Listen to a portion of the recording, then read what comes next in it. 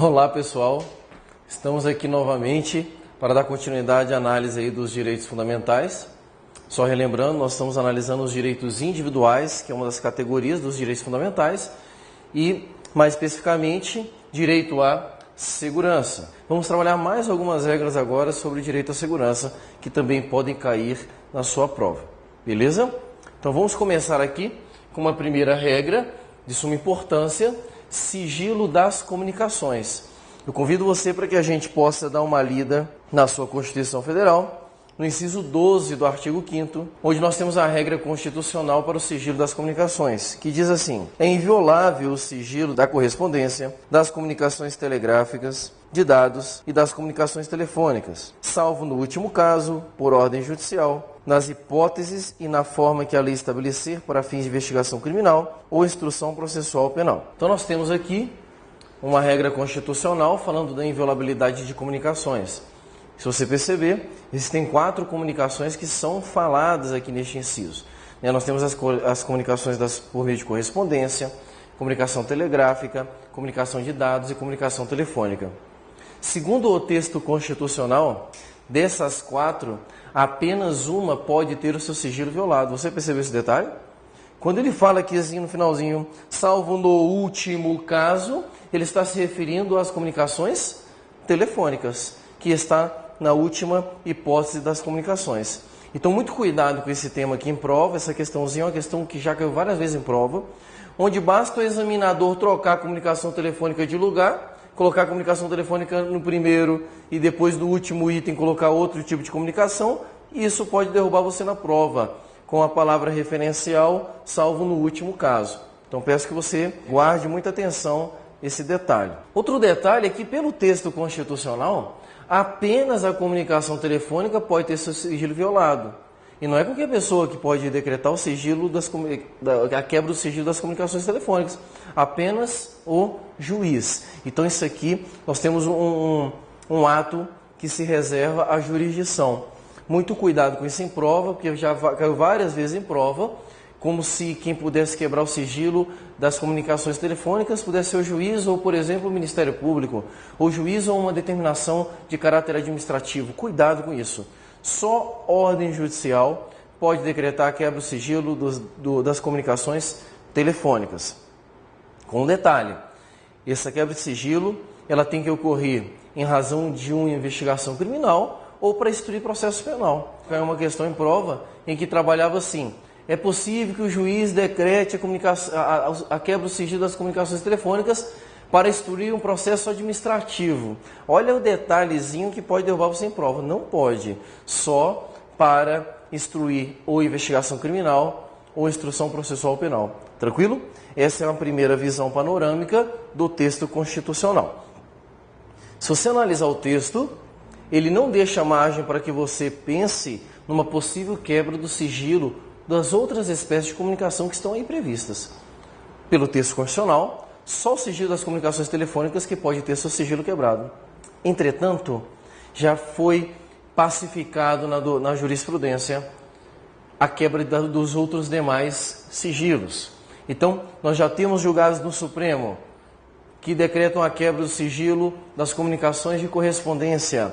E a título de exemplo, inclusive o exemplo utilizado pelo Supremo, que foi o caso concreto, correspondência utilizada de acesso às penitenciárias, comunicação dos presos com seus familiares. Como havia essa inviolabilidade que o protegia, então, antes do STF decidir sobre a possibilidade de quebra desse sigilo, os presos utilizavam cartas para fazer comunicações e práticas de atividades criminosas. Então, o STF falou: opa, não é possível você se utilizar e se esconder atrás de um direito fundamental para a prática de crimes. Então, esta inviolabilidade também é relativa. Da mesma forma, as outras inviolabilidades também o serão, com um destaque especial para a quebra do sigilo dos dados. Exatamente. Nós temos aí, na possibilidade da jurisprudência, de quebra do sigilo dos dados, principalmente dados bancários e fiscais, até uma regulamentação um pouco diferenciada. Nós temos lei que permite que outras pessoas decretem a quebra do sigilo de dados bancários e fiscais. E aí você pode guardar isso no seu coração, porque isso já foi questionado em prova de concurso. E é aquele nível de questão que vai fazer a diferença. Então, quais são as pessoas que podem decretar a quebra do sigilo dos dados bancários e fiscais? Nós temos aí, primeiramente, o juiz é óbvio, porque o juiz, costumamos dizer que o juiz é um verdadeiro quebra-barraco, ele quebra o sigilo de qualquer coisa. Ele pode, porque ele tem esse poder jurisdicional. Além do juiz, existe também o entendimento pacífico na jurisprudência do Supremo de que a CPI, Comissão Parlamentar de Inquérito, também pode decretar a quebra do sigilo dos dados bancários ou fiscais. CPI é a comissão comissão temporária que existe no âmbito das casas legislativas da União. A CPI ela é utilizada para investigar algumas ações. Você já deve ter ouvido falar de alguma CPI, pelo menos constantemente nós vemos isso aí na televisão. Pois bem, a CPI, segundo a Constituição, ela possui algumas atribuições jurisdicionais. E aí, dentre elas, nós teríamos aqui, como exemplo, a possibilidade de decretação da quebra do sigilo dos dados bancários e fiscais. Ok? Um questionamento que já foi feito no Supremo e que já caiu em prova. Ministério Público pode decretar a quebra do sigilo dos dados bancários ou fiscais? Pode ou não pode? Não pode. Muito cuidado com isso, porque é possível que você caia numa questão dessa em prova. Segundo o STF, o Ministério Público não pode decretar. Se ele quiser a quebra do sigilo dos dados bancários e fiscais, ele vai ter que requisitar isso aí para alguém. E para quem que ele requisita? Segundo o Supremo, ou ele requisita para o juiz, ou ele requisita para a CPI, porque estes dois podem decretar a quebra do sigilo. Ok? Muita atenção nisso aí. E por último, dentre o rol dos legitimados, nós teríamos aí as autoridades fazendárias. Autoridades fazendárias são todas aquelas autoridades que têm contato direto com essa parte financeira da administração pública, do poder público. Então nós poderíamos citar aí a Receita Federal, Banco Central. Detalhe, estas entidades, elas têm legitimidade para solicitar a quebra do sigilo dos dados, mas não para decretar. E aí eu chamo a sua atenção, porque em novembro de 2010, bem no finalzinho, o Supremo concedeu uma liminar em que permitia que a Receita Federal quebrasse o sigilo e tivesse acesso direto aos dados, sem autorização judicial. E aí muitas pessoas começaram, meu Deus, agora pode. Muito cuidado, porque essa liminar caiu em dezembro, meados de dezembro de 2010, essa liminar caiu e o Supremo voltou ao seu posicionamento original de que Receita Federal, se quiser ter acesso aos dados bancários, é necessário autorização judicial. Muito cuidado com essa questão. A autoridade fazendária, se quiser ter acesso a dados bancários fiscais, tem que requerer isso durante os seus processos administrativos, tem que requerer isso à autoridade judiciária. Beleza? Então nós temos essa questão, que eu acho uma das questões assim, mais complexas que pode vir a cair na sua prova no que tange aos direitos à segurança. Tranquilo? Ficou claro isso aí? Vamos avançando então? Nós vamos agora ver mais um instituto que também produz segurança jurídica. É uma regra já de caráter penal, nós vamos ver algumas regras agora que estão vinculadas ou à atividade penal ou à própria Instituto da Prisão. Nós vamos ver várias regras a partir de agora. E nós temos aqui uma primeira delas que seriam regras sobre o Tribunal do Júri. Tribunal do Júri, que é um instituto existente também, que tem função jurisdicional para julgar determinados tipos de crimes. Eu quero que você leia comigo o inciso 38 do seu artigo 5º, é reconhecida a instituição do júri com a organização que lidera a lei, assegurados a plenitude de defesa, o sigilo das votações, a soberania dos vereditos, a competência para o julgamento dos crimes dolosos contra a vida. Este inciso é aquele tipo de inciso que eu digo, não cai em prova, despenca em prova. Então você tem que ter muito cuidado com isso aí.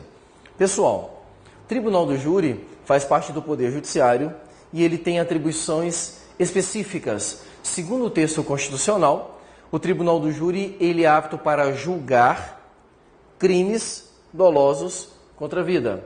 Então, crime doloso contra a vida, você vai ter como foro de julgamento o Tribunal do Júri. Essa é uma primeira informação fruto de um dos princípios que rege o Tribunal do Júri, que é exatamente essa competência para o julgamento de crimes dolosos contra a vida. Cuidado com isso em prova, porque é muito comum cair na prova o seguinte, o Tribunal do Júri julga crimes dolosos e culposos contra a vida. Cuidado, não é crime doloso e culposo, somente crime doloso. Talvez você esteja assistindo essa aula e você esteja estudando para um concurso onde não vai cair direito penal. Ou não vai cair também processo penal e você fala, Daniel, poxa, legal, eu entendi que é para julgar crime doloso, mas o que é um crime doloso? Eu não sei, eu não tenho ideia. Muito simples, olha só. Nós temos basicamente 2 crimes para que você memorize neste primeiro momento, ok? Neste primeiro momento aqui para você compreender. Temos crimes dolosos e crimes culposos. O crime doloso é aquele crime em que você pratica com vontade de praticar. É aquele crime intencional. Então, por exemplo, eu olho para o meu cinegrafista que está aqui filmando isso aqui, eu e ele temos uma discussão e de repente eu saco uma arma e mato ele. Eu mato ele porque eu quero matar esse cinegrafista. E aí o que acontece? Pratiquei um crime doloso contra a vida. Por quê? Doloso porque eu tinha vontade de matar. Diferentemente, nós teríamos a situação de um crime culposo. Crime culposo, que é o que pode mais se confundir com doloso. Crime culposo é aquele crime que você pratica sem intenção de praticar o crime. Um exemplo? Vou te dizer um exemplo. Imagina você saindo de casa para trabalhar e você está um pouco atrasado naquela agitação, dirigindo o seu carro. De repente, né, você quer colocar uma música, mas aí o pendrive cai no chão, que agora é pendrive, né? Não é mais CD, esse negócio de fita cassete também, isso é coisa do passado. Então, o pendrive cai no chão e você abaixa para pegar o pendrive no chão. Na hora que você abaixa, que você levanta, questão de 1 segundo, você só ouve um barulho, quando você olha, tem uma velhinha estirada no chão. O que aconteceu? Você não prestou atenção e você matou uma velhinha que estava tentando atravessar a rua. Eu te pergunto, você queria matar a velhinha? Você acordou de manhã e falou assim, ai meu Deus, que desejo de matar uma velhinha hoje? Claro que não. Por isso este é um exemplo de um crime culposo. É aquele crime cometido sem vontade. O tribunal do júri, ele não julga esse tipo de crime. Ele só julga crimes dolosos contra a vida. Ficou claro isso aqui? Tranquilo. Então este aqui seria o primeiro requisito, o primeiro princípio que rege o tribunal do júri, que é essencial para que você compreenda. Apesar de eu ter falado aqui o tempo todo, olha, crime contra a vida, doloso contra a vida, eu te faço uma pergunta que já foi alvo de questão de prova. É necessário haver morte para que a pessoa seja julgada pelo tribunal do júri? Pensa bem, eu falei que o tribunal do júri tem competência para julgar crimes dolosos contra a vida. É necessário alguém morrer para que seja julgado pelo tribunal do júri? É claro que não. É claro que não. E por que não? Porque é possível que o tribunal do júri julgue tanto crimes consumados quanto crimes tentados. Então, se você, por exemplo, tentar matar alguém e não conseguir, tribunal do júri. Tranquilo? Questãozinha bacana para ser trabalhada na sua prova. Outro princípio que rege também o tribunal do júri, que caracteriza a sua estrutura, é exatamente a chamada soberania dos vereditos. Vou fazer um desenho aqui para você entender mais ou menos como é que é a estrutura do tribunal do júri no Brasil. O tribunal do júri, ele é formado pelo juiz-presidente, né? Que seria um juiz legalmente constituído. Nós temos aí o Ministério Público, né? Costumo desenhar isso aqui, que é aquela tridente de acusação, né? Porque o Ministério Público tem essa função. E nós temos o corpo de jurados. Nós temos o corpo de jurados, que no Brasil atualmente são 7 jurados. Quem julga no tribunal do júri não é o juiz. Quem julga no tribunal do júri são os jurados. A ideia da criação do tribunal do júri foi pegar os crimes mais graves da sociedade e colocar para ser julgado pelos próprios pares. Por isso que quem julga no tribunal do júri são os próprios jurados. E quem compõe este corpo de jurados? Pessoas de toda a sociedade. Pessoas que têm seus direitos políticos ativos e que possam participar desse tipo de julgamento. Então, por exemplo, você pode ter aqui no julgamento aqui um estudante, você pode ter aqui como jurado um médico, você pode ter como jurado um advogado, qualquer pessoa da sociedade, independente da sua condição. Tranquilo? Um dos princípios que regem essa estrutura aqui de julgamento é a chamada soberania dos vereditos. O que significa isso? Significa que o que os jurados decidirem é o que vai ser aplicado. Se o juiz olhar e falar assim, não concordo que vocês não sabem nada de direito, não importa, a soberania é dos vereditos, ou seja, o que eles decidirem está decidido. Se houver discordância, que o réu recorra. E aí não tem problema. Mas o que eles decidirem, o juiz apenas acata e cumpre, porque ele é apenas o presidente dessa sessão. E quem julga são os próprios jurados, ok? Outro princípio que rege também esse julgamento aqui é o chamado sigilo das votações. O sigilo das votações significa dizer que esses jurados eles não podem compartilhar uns com os outros sobre o que eles vão votar. Então, por exemplo, não dá para o jurado olhar para o lado, bater o cotovelo assim e falar assim: mas tem uma cara de safado aquele cara ali, né? Eu acho que ele é culpado. Não dá para fazer isso, porque deve-se preservar o sigilo das votações. Isso aqui é tão sério que existem julgamentos do Tribunal do Júri que duram mais de um dia. Tivemos recentemente, né, julgamento aí no Brasil, um julgamento que foi muito esperado, daquela menininha que foi jogada pela janela lá. Aquele julgamento demorou mais de 2 dias. E aí eu pergunto, e aí, como é que faz os jurados, se eles não podem se comunicar sobre o julgamento? O que faz com eles? O tribunal tem que fornecer hotel. E cada um vai ficar num quarto, incomunicável. Lógico, incomunicável uns com os outros.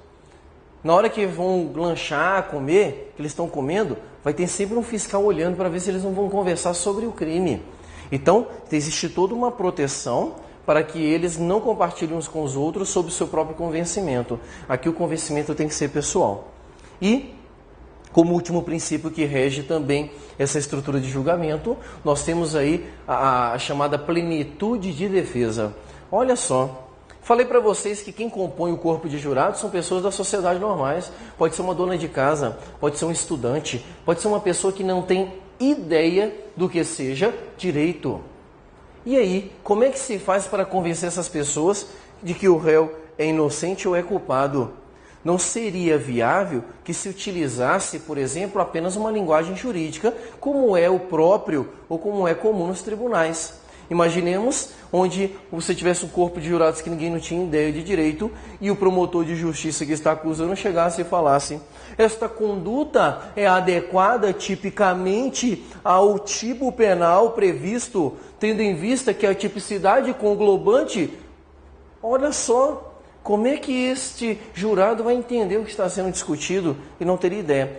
Por isso foi inserido no texto constitucional plenitude de defesa. Significa dizer que você pode utilizar tudo. Se um dia você tiver a oportunidade de vá assistir um júri parece um circo, porque o cara pode utilizar vários instrumentos de prova. Você pode levar um bonequinho sangrando, você pode levar uma faca de brincadeira e simular que a pessoa está sendo esfaqueada. Você pode passar um videozinho para fazer todo mundo chorar. Não importa, o que importa aqui é a plenitude de defesa, que é um dos princípios que rege também este tribunal. Beleza? Então, nós temos essas situações que podem cair em prova. Eu chamo a sua atenção para a questão do crime doloso e culposo, que já caiu algumas vezes.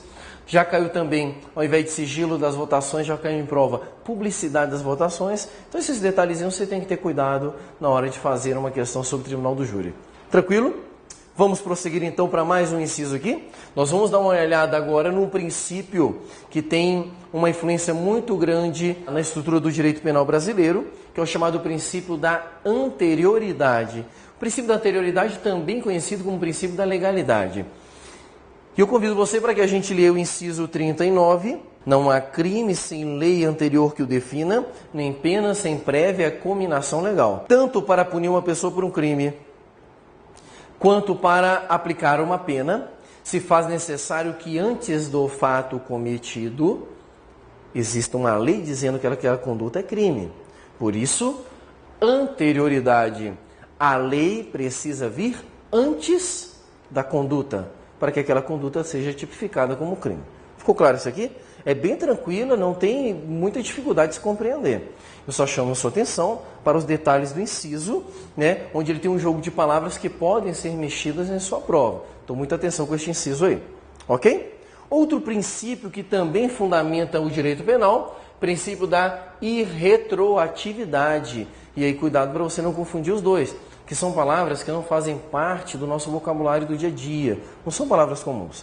O princípio da irretroatividade, ele está retratado exatamente no inciso 40, que diz assim: a lei penal não retroagirá, salvo para beneficiar o réu. Inciso também com incidência em prova. a lei penal não retroagirá salvo para beneficiar o réu. O que significa isso? Significa que a lei ela não pode voltar para trás para prejudicar. Não pode voltar para trás para prejudicar. Mas se for para beneficiar, pode. E aí, eu chamo a sua atenção aqui, vou fazer aqui uma demonstração de como isso pode ocorrer. Então, imaginemos uma conduta, né?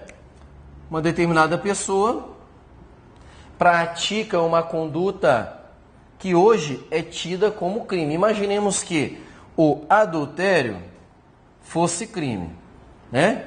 Que é o chifrinho que o cara colocou na sua esposa. Então, beleza. Imaginemos que adultério é crime. Este cara praticou adultério e adultério é crime. Logo, este cara pode ser preso. Mas uma semana depois do dia em que ele cometeu o crime, sai uma lei dizendo que não é mais crime. Se sair uma lei depois que ele cometeu a conduta dizendo que não é mais crime, esta lei pode retroagir? Pode. E por que esta lei pode retroagir? Porque ela é mais benéfica ao réu. Então, todas as vezes que a lei posterior for mais benéfica ao réu, ela pode voltar para trás. Agora, imaginemos que adultério não é crime durante o momento em que ele pratica. Não é crime. Aí ele praticou adultério. Ainda olhou para a mulher e falou, não é crime, não é crime. Uma semana depois, sai uma lei dizendo, a partir de hoje, adultério é crime. Eu pergunto, esta lei vai se aplicar à conduta praticada anteriormente? Claro que não, porque a regra é a irretroatividade. A lei penal, ela não pode retroagir. Ela só vai voltar-se para trás se for para ajudar o réu. Ficou claro isso aqui? Tranquilo? Então, vamos avançar para mais um direito que vai trazer segurança jurídica nas relações.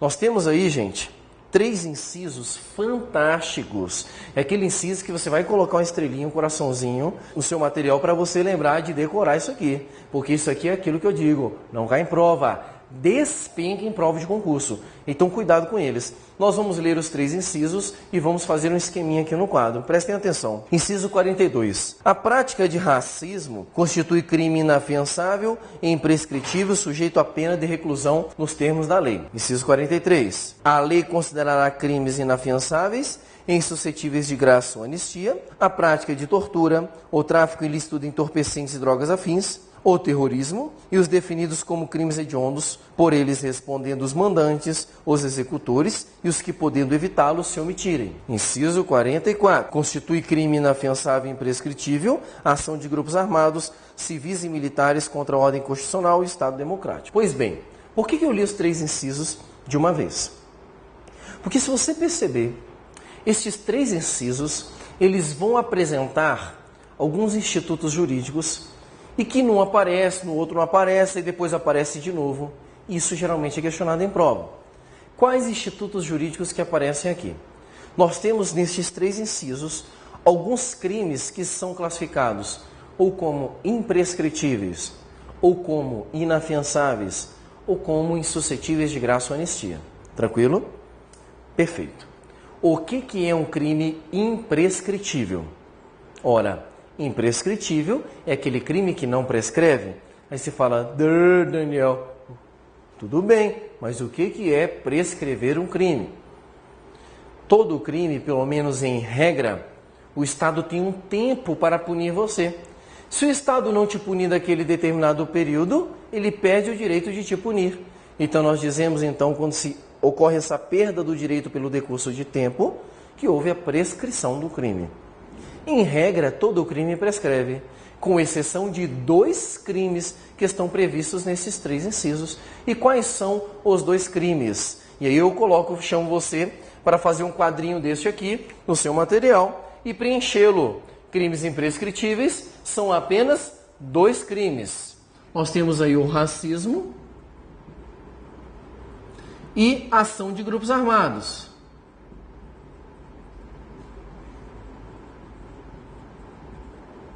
Isso você vai decorar, porque eles vão te perguntar na prova. Então, imprescritíveis são 2 crimes, racismo e ação de grupos armados. E eu coloco o imprescritível primeiro, porque ele é o primeiro que tem que ser memorizado. Porque geralmente você memorizando só os imprescritíveis, você consegue matar a maior parte das questões que já caíram em prova. Tranquilo?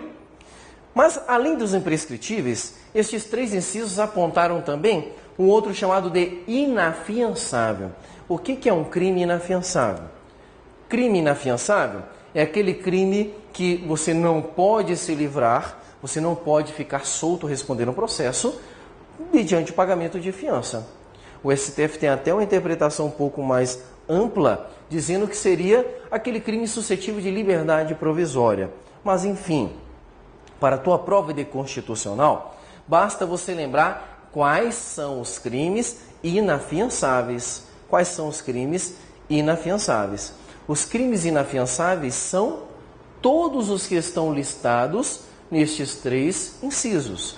Então, esses 3 incisos, nós teremos aí o próprio racismo, já falado. Nós temos ação de grupos armados. Nós temos ainda aquilo que nós chamamos, como forma de te ajudar a memorizar, aquilo que nós dizemos são os 3 T's. Os 3 T's. Quais são os 3 T's? Tráfico, terrorismo e tortura. Então, tráfico, terrorismo e tortura. E temos ainda os conhecidos crimes hediondos.